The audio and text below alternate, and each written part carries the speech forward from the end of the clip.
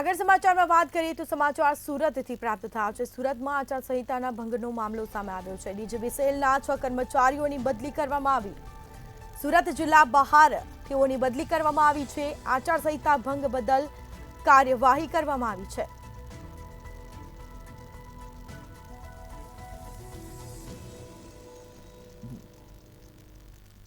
તો સુરતમાં આચારસંહિતાનો ભંગનો મામલો ડીજીવીસીએલના 6 કર્મચારીઓની બદલી કરવામાં આવી છે। સુરત જિલ્લા બહાર તેઓની બદલી કરવામાં આવી। આચારસંહિતા ભંગ બદલ કાર્યવાહી કરવામાં આવી છે। કોંગ્રેસ દ્વારા ચૂંટણી પંચમાં ફરિયાદ કરવામાં આવી હતી। બાબુઓને ચૂંટણી પ્રચાર કરવો ભારે પડ્યો।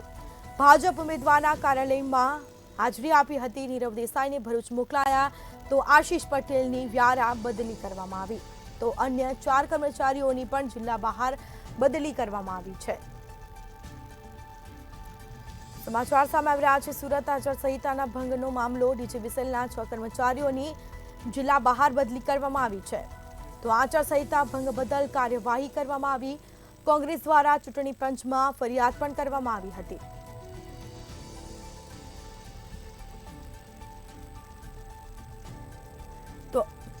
તો નીરવ દેસાઈને ભરૂચ મોકલાયા છે। આશીષ પટેલને વ્યારા બદલી કરવામાં આવી છે।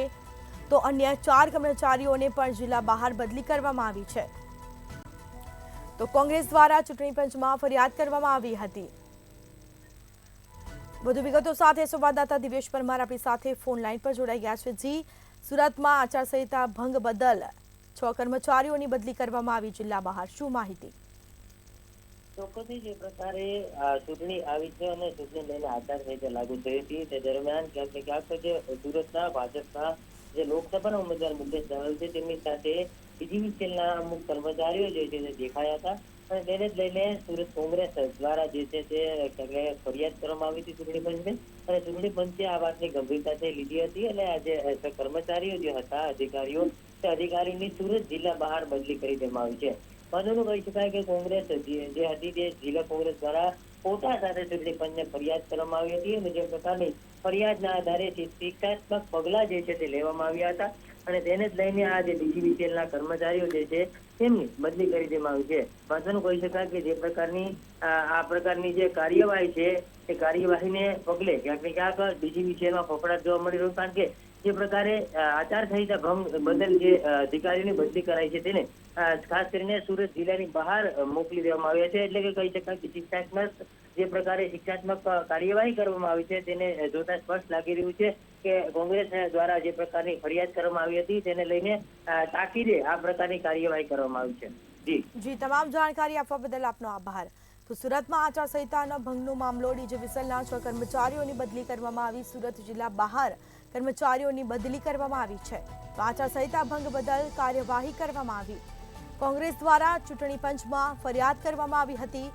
તો ભાજપ ઉમેદવારના કાર્યાલયમાં હાજરી આપી હતી। નીરવ દેસાઈને ભરૂચ મોકલાયા તો આશીષ પટેલને વ્યારા બદલી કરવામાં આવી। તો અન્ય 4 કર્મચારીઓની પણ જિલ્લા બહાર બદલી કરવામાં આવી છે।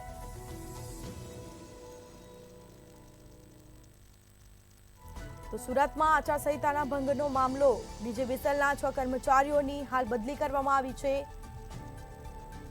સુરત જિલ્લા બહાર 6 જેટલા કર્મચારીઓની બદલી કરવામાં આવી। તો કોંગ્રેસ દ્વારા ચૂંટણી પંચમાં ફરિયાદ કરવામાં આવી હતી અને હાલ કાર્યવાહી હાથ ધરાઈ છે।